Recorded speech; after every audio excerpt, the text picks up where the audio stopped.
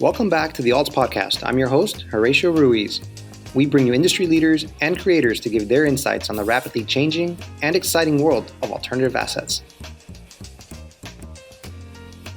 Opinions expressed on this podcast by the host and podcast guests are for informational purposes only and should not be considered investment advice.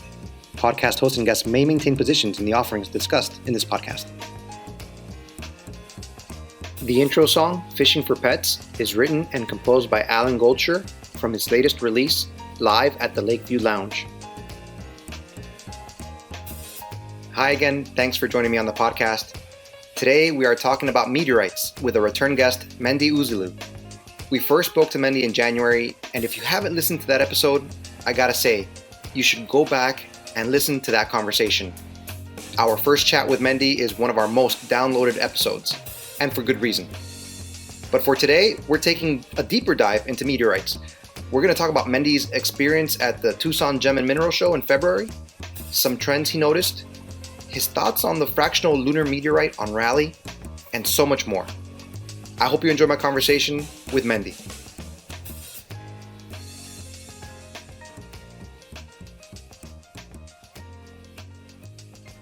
All right, guys, so we're very fortunate to have Mendy Ouzillou again as a guest. Last time he came on and he really gave us a great history, a great kind of background on meteorites. So good to have you back, Mendy. Thank you. It's wonderful to be back as well. When we left off, we were talking about upcoming shows, next things that you were going to do, and you talked about going to the Tucson Gem and Mineral Show and kind of getting some insight on what was happening in the collectible space in terms of meteorites. Could you talk about that trip and what you saw out there? Absolutely. So there's a couple of big shows around the world for gems, minerals, fossils, natural history sorts of things. And the Tucson Gem and Mineral Show that happens in late January, early February is one of the biggest, if not the biggest, in the entire world. What's kind of cool about it is, of course, you have everything from lapidary equipment to fossils and, of course, and incredibly high-end gems and minerals. But you also have, obviously, meteorites. There's probably 10 or so dealers that consistently show up every year and set up for the show. So it's always a great place to go and reconnect with old friends who are either there displaying their meteorites or, of course, collectors and fellow meteorite aficionados who are visiting. So it's always a good time to go there. This year's show, I would say, was very lightly attended. There were not as many people as I was expecting. And I don't have any numbers to back this up. This is just purely observational on my part. But it did seem like there were a lot fewer people, visitors, even compared to last year. However, the quality of the meteorites that were being presented was as high as ever and certainly incredibly interesting. So for anybody that's interested in any kind of natural history collectible, I'd strongly recommend going to the Tucson Gem and Mineral Show. And of course, pushing for my favorite hobby, I'd certainly would encourage people to go visit some of the meteorite dealers and hold a meteorite from the moon in your hand, as those would be available there. So I don't know if I really answered your question, but hopefully that kind of gave you a flavor of it. One other thing I'd like to say is that in years past, there was sort of a main venue where a lot of the meteorite vendors went to, and that was the Days Inn Hotel. I think part of the reason this year that perhaps I didn't see as many people is that particular venue shut down, and so a lot of the vendors kind of spread out within Tucson area and had to find other venues. So it was a little bit more spread out than it's been in the past, and perhaps that impacted the perceived attendance. That's interesting. Any other kind of ideas why it might be not sparsely, I shouldn't say that, but why it wasn't as attended as before? The first thing that creeps up to my mind is COVID, but any other things like within the industry or anything that you might think of? No, I mean, I think you pretty much hit the nail on the head. COVID is still something that is keeping a lot of people from going on normal travels. One dynamic that was interesting, and I don't know if it was the same this year as it was last year, but the people that showed up last year, the anecdotal evidence that I heard from some of the people there at the shows is that those were the really serious collectors and they spent a lot of money. So there were fewer people that were just kind of looking around, and the people that did show up were the very serious buyers. So in terms of the success of the show, and of course, I don't have the numbers specific as to what each meteorite dealer sold or didn't sell, but I would say that certainly the people that showed up were the serious people that spent money. So what did you see that was being sold? Any kind of items that stuck out, or anything that was in higher demand? Let me answer the first part of the question, and then I guess I'll get to the second. I think one of the coolest things that I saw, and actually I got to see it literally firsthand. I think, as we spoke about before, I'm the president and founder of the Global Meteorite Association, and we held a party in Tucson, and the members that showed up to the party, one of the members brought I believe it was a 9 or 10 kilo lunar meteorite. So, we were all holding it up above our heads like a basketball and having fun with it. But yeah, it was kind of cool to hold in my hand a 20-pound moon meteorite. And that certainly generated a lot of excitement. And we had a lot of fun with that. What was also kind of cool, and serendipitously, one of the people in the meteorite community who was not a member and just happened to be there also, she had brought out her telescope. And so it's kind of cool to go from holding the moon to looking at the moon through the telescope. So that was just a fun little experience. So here's what happens every year at the show. Meteorites fall literally all the time here on Earth with equal distribution, whether it's in the ocean, the Antarctic, Africa, US, wherever. But only a few of them are large enough that we can go out and hunt for them and collect them. So there's always the classics, like somebody will finally sell a piece of a big chunk of a meteorite. They will sell that. The new owner will slice it up, and so all of a sudden there's new material that's available of a classic meteorite. And of course, like I just mentioned, there will always be what we call our new falls, meaning meteorites that fell within the last 12 or so months that these particular meteorite dealers will bring to market and make available to collectors and other dealers as well. So that was kind of cool. Probably one of the more interesting ones is the meteorite called Winchcombe. It's a rare carbonaceous type of meteorite that fell in the UK. I believe it was early last year. And so very little of that material is available to collectors. And that was due to the conditions at the time of the fall, which was, full-blown COVID restrictions in the UK. And so it was really hard for hunters and enthusiasts to go out and hunt for the meteorite. But anyways, that was, I think, one of the more notable new meteorites that I saw out there. That's really cool. Yeah, and I'm actually looking at some pictures of it right now as we talk. You mentioned that dealers bring these new meteorites to market and they slice them up, right? And I'm wondering, is that the standard way of collecting meteorites in terms of trying to get your hand on one if you can't buy the entire thing, right? Because I guess by slicing it, it makes it maybe more affordable, more accessible. Or is there a preference to kind of preserve the meteorite as it is, rather than slicing it up? Yes. Next question. Of course, I'm joking there, but yes is in fact the answer. Or I should say, the answer is D, all of the above. Let's break that down a little bit, okay? In the world of other collectibles, certainly in art, nobody would want to buy a 1 centimeter square of the Mona Lisa, after it got cut up. The same can be said about certain minerals or, other collectibles like fossils. In some sense, meteorites, I think, is somewhat unique in that you don't need to maintain the integrity of the piece as a whole in order for it to be still collectible.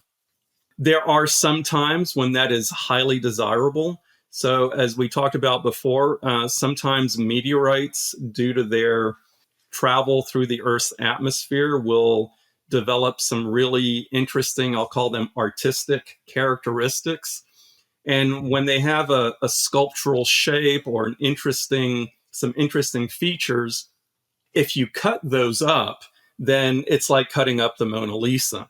But there's a lot of meteorites where what's really of interest is on the inside. Another thing that's important to keep in mind is that in order to get a meteorite classified by a recognized institution that will tell you not just if it's a meteorite, but whether it's a lunar meteorite or carbonaceous or any other, or an iron of a specific type, you have to cut some of it to be analyzed. And again, I think this is pretty unique characteristics of collecting meteorites. So the concept of cutting a meteorite is sort of pre-built into the hobby. Now, some meteorites fall and there's only one piece found, and other meteorites fall and they create what's called a strewn field, where you have, large pieces on one end and smaller pieces on the other. And this happens when the body enters through the atmosphere, it breaks up, and all these individual pieces then fly in all different directions. So there's a lot of different characteristics to meteorites, but it is not at all unusual to get a slice of a meteorite, or what we call an end cut, meaning it's a natural on one side and smooth and polished on the other. But I think this is also, what makes meteorites so darn interesting is that it is, by being able to do that, you make meteorites accessible to just about everybody within any budget. And you can own incredibly beautiful and scientifically important meteorites, or historically important meteorites. You can have your own piece of it and not have to be the one that owns the entire thing. So, as always, you asked a short answer and I gave you a long-winded answer. No, that's last time you mentioned a couple of famous or popular falls, and I'm looking right now at Imelak, and it's so interesting how when this falls, you probably can't really see the inside, right? But when you slice it up, you get such an array of colors and different shadows. It opens up the meteorite, right? It makes it almost like more attractive, if I can say that. Well, that's exactly right. So just going back to the analogy of the Mona Lisa, if the Mona Lisa was all covered up all the time, you'd never see what was underneath the cover. And with some meteorites, like I mentioned, you really do have to lift off the cover to be able to peek inside and really appreciate its natural beauty. Imelak is a find, and it's a find of a type of meteorite that we discussed before called a palisite. And these are a favorite of meteorite collectors, and even just people who appreciate science, just because you have these transparent olivine crystals that range in color from brown and yellow to green, and sometimes other hues as well within that color palette. And you really get to appreciate the internal beauty of that meteorite because light passes through it. Some people have described it as a natural history stained glass window. And I can't disagree with that description because it really is beautiful. The meteorite itself would still be quite beautiful and would have some aesthetic characteristics if you did not slice it up. But certainly with meteorites like pallasites, cutting it up is where you really expose that inner beauty.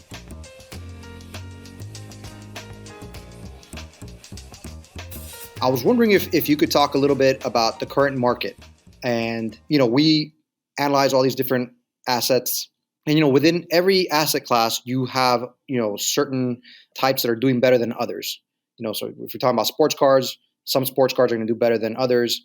And then it might change, Can you talk about that a little bit more? Like, I know last time we got into it with meteorites as investments.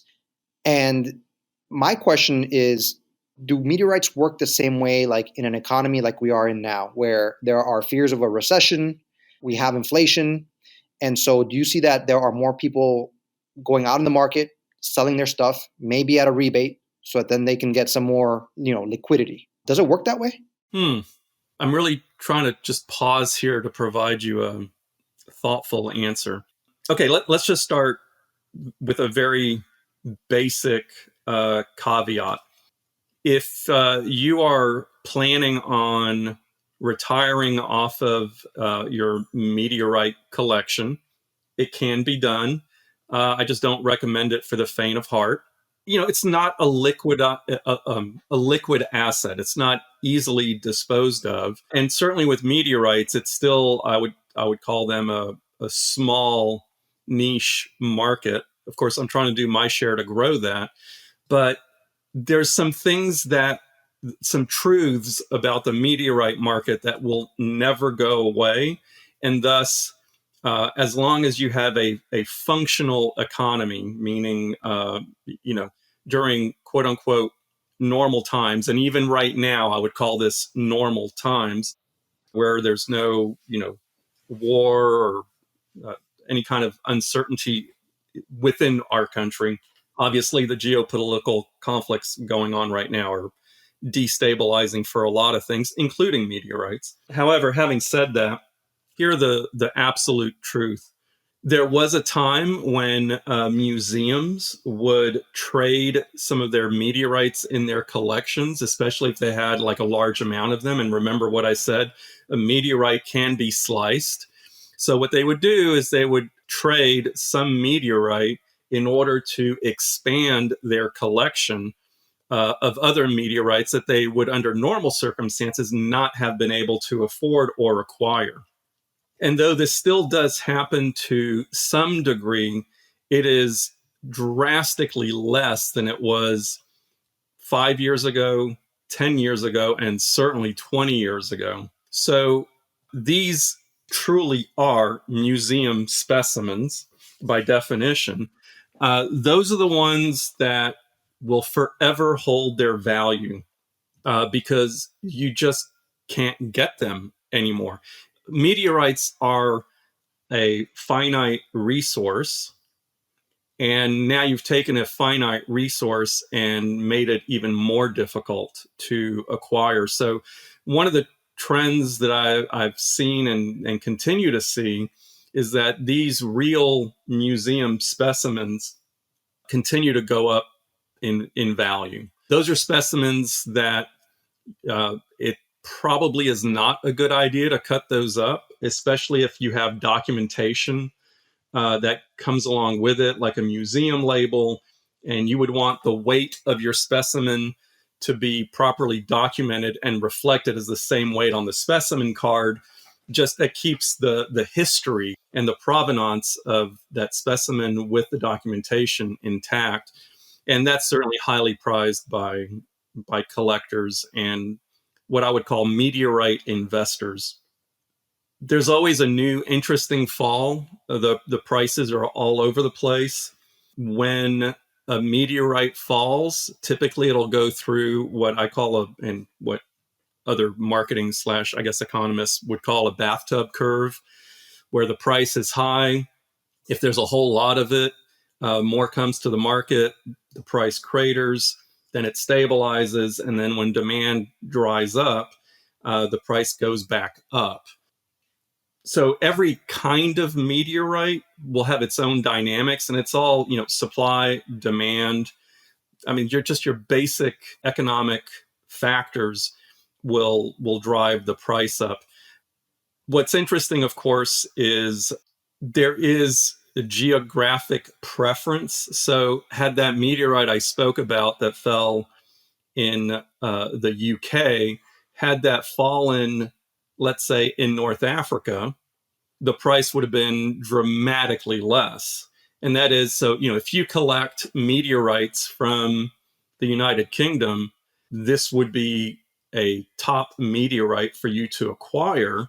And because there are so few of this particular type that fell, the price of it was far in excess of what it would have been had it fallen in the Saharan desert, for example.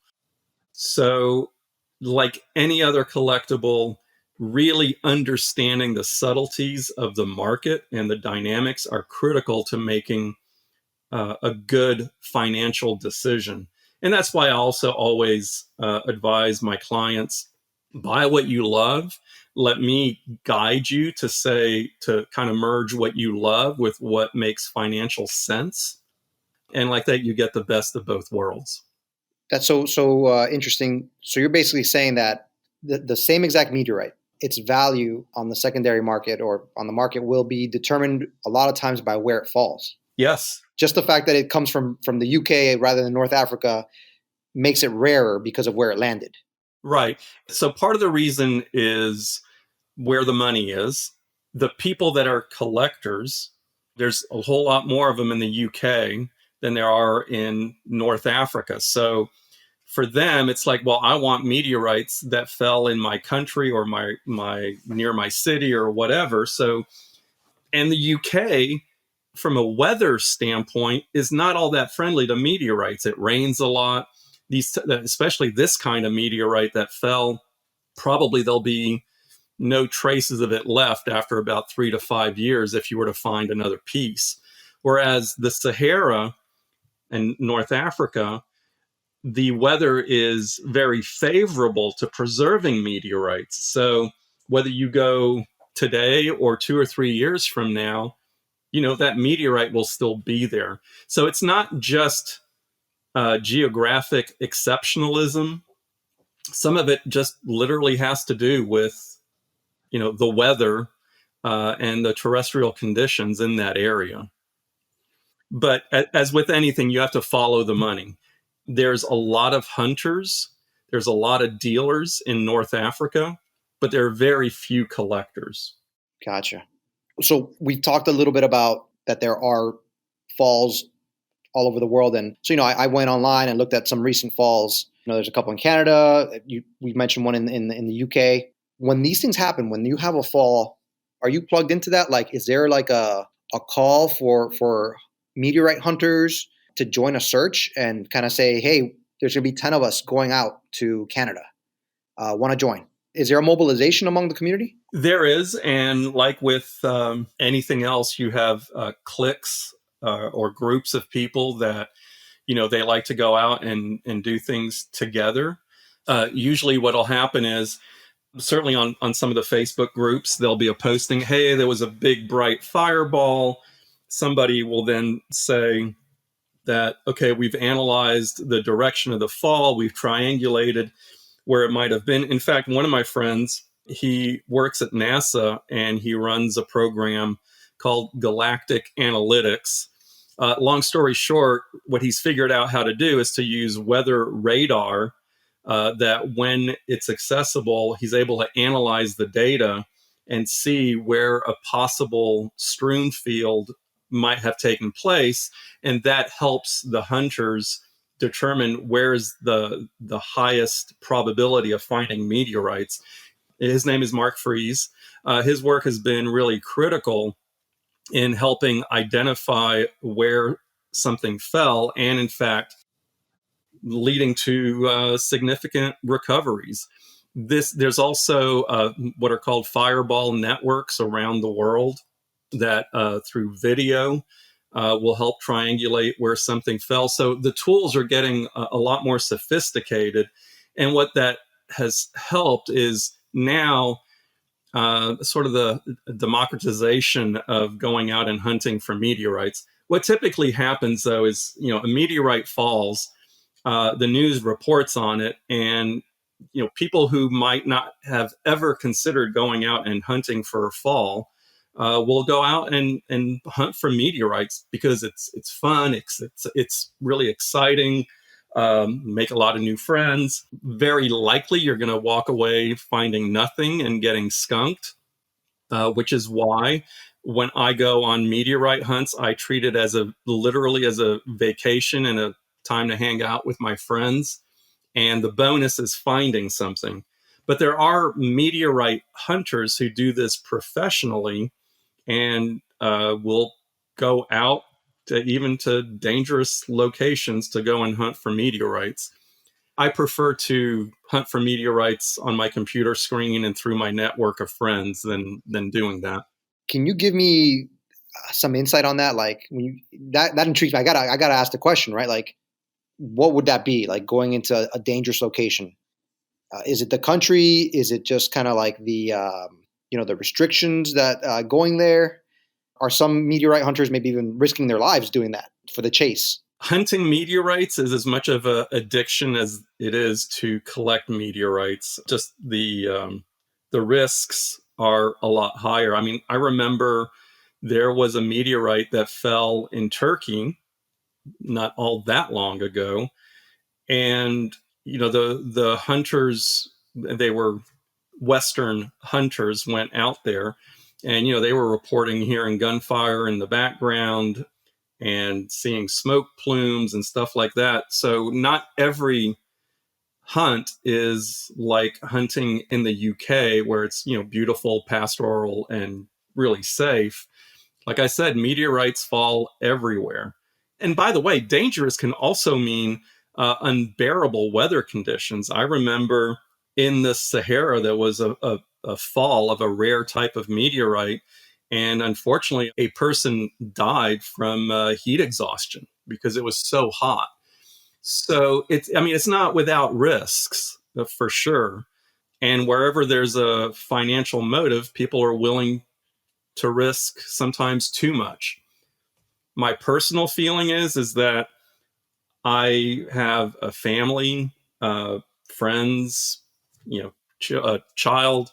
I'm not going to put my life in any kind of danger over what, at the end of the day, and you know how passionate I am about meteorites, but at the end of the day, it's a rock, and I value my life and safety far more than that. But that's my personal decision, and in no way making a judgment call on what other people do.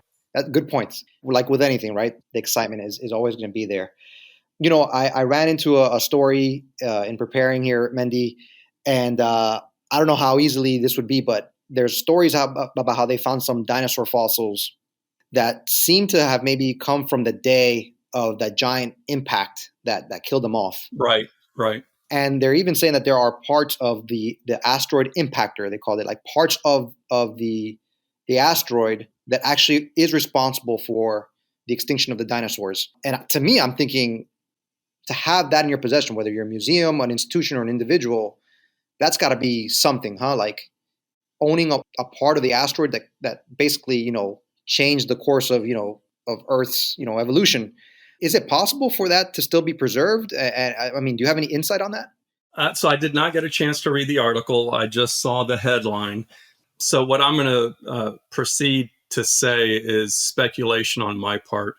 One of the things that's wonderful about meteorites is the intersection of meteorites with so many different facets of human history, Earth's history, and all these other things. And when you start talking about, wow, this is potentially the impactor that caused the death of the dinosaurs and set the Earth on a completely different evolutionary path, yeah, that is something.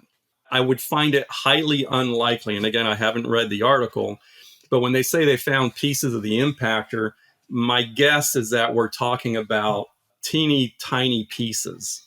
And the reason I say that is that this impact was so violent and so huge that everything just vaporized, including the Earth that was impacted and the impactor itself. They just all completely vaporized. So you're talking about potentially spherules, really small little balls of stuff that may contain some of the original impactor. So that's all possible. And we know there was this impact, by the way, because at that geologic time, we find a layer of stone or minerals that are very, very enriched in iridium. And there's no way for that to happen other than through a giant meteor strike. But at the end of the day, this is a phenomenal story, right? It engages our imagination that, wow, here we find a dinosaur that we can, and I'm going to assume there's going to be a lot more science on this before we can say conclusively, but at the very least, we can say, wow, this dinosaur actually died not by predation or old age, but because that's the day the Earth was struck by a giant meteor. That kind of boggles the mind and is certainly exciting to think about. But in terms from a collection standpoint, I don't know that you would really end up with anything more exciting than what would look like to most people is just a vial of dirt. Well, listen, hey, people collect dirt from old stadiums, so why not collect just some dirt that was violent at some point in time? I don't know. It's funny you mentioned that, because I have thought many times, and this is speaking as a collector, why would people even bother to collect that? And then I have to sort of be introspective and go, I am sure there's a lot of people that think the exact same thing about me collecting these weird rocks. So we all have our passions, and the beautiful thing is that that's what brings an incredible breadth and depth of diversity to our human experience. But if anybody listening out there collects stadium dirt, please let me know, because I want to understand where you're coming from. I think it's like you said, provenance, right? And who knows who stepped on that dirt, right? And it was there. It was in the moment. You'll never get that back. So that's my thinking. If once they destroy a stadium, right, and they build a new one, that dirt is getting paved over or whatever, and it's not going to be the same. I'll tell you what, though. How about if I make this really interesting and I say that dirt originally came from meteorites billions of years ago, but everything here on Earth is because of how the Earth formed, and ultimately it is asteroids and meteors and comets and all this other kind of stuff that kind of all aggregated together. And here we are collecting stadium dirt. And what you're really doing is collecting meteorites. Correct. Well, that has been highly metamorphosed over time, but yes. I don't know who said this, but it's the old quote, "We are all stardust." Maybe that was Carl Sagan. It's funny, just passing, because in thinking about our talk here, that's a thought that passed through my mind for a couple minutes. I was like, when you start thinking outside your regular realm, outside your regular workplace and things like that. And that's why I enjoy just talking to different people, including yourself, Mendy. We do focus on like fractional investment. And I sent you some pictures from this company, Rally Road. Yes. And they've they kind of revolutionized, or they brought fractional investment to the mainstream. And, in no way, shape, or form am I asking you to make a comment on the value of it, but I was wondering if you wouldn't mind talking about the Lunar Meteorite that they have. They fractionalize that as an investment. Yeah, I'm quite happy to, actually. I think this concept of fractional investments is a very intriguing idea. And what is, I think, would be interesting to your listeners is that it also ties back to one of my original comments regarding the Mona Lisa. So a fractional investment in something which cannot be subdivided, to me, makes perfect sense, right? But if it can be subdivided, does it still make sense? So, and obviously there's some items that, just due to their uniqueness, you may never want to subdivide them. And I'm even talking about meteorites here. But that particular type of lunar meteorite is actually one that there's been a really large amount found in the last, let's say, max 10 years. Lunar meteorites used to be incredibly rare. One of the first lunar meteorites, was brought to market. It was a small stone. It came from Australia. It sold for, literally anywhere from $100,000 to $10,000 a gram. And that's just through time.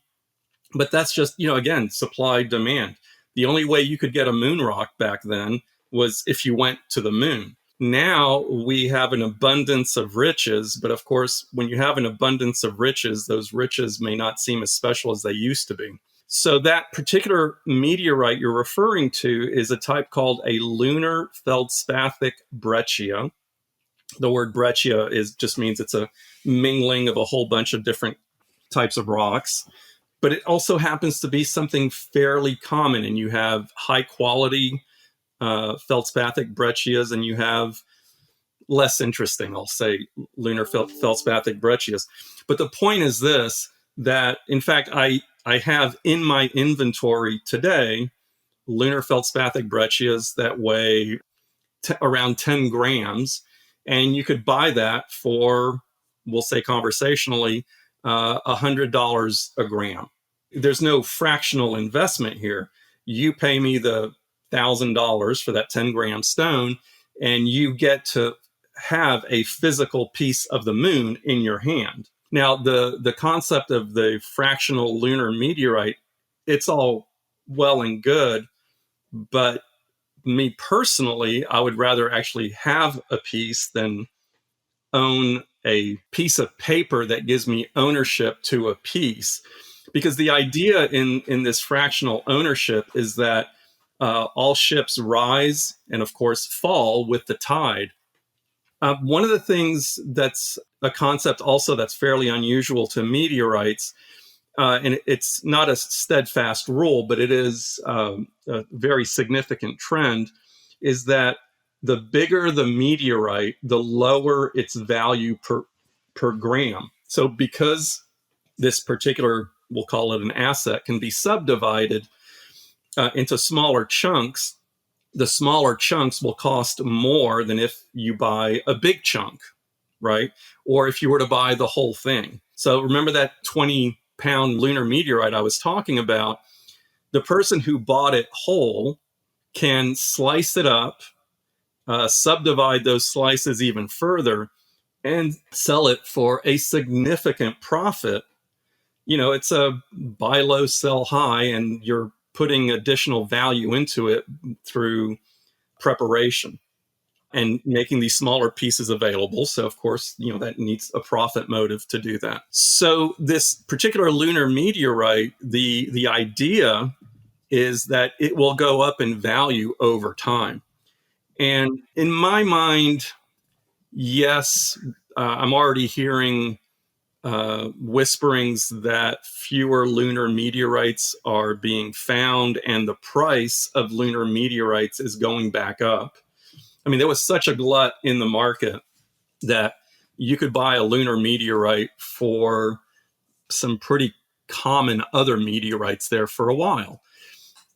I don't know when this particular lunar feldspathic breccia was purchased, but because it all depends on what the cost basis is, but certainly the way that it was sold fractionally is what I would call retail prices for what you could have bought an actual piece of very similar meteorite for. So is it a good investment?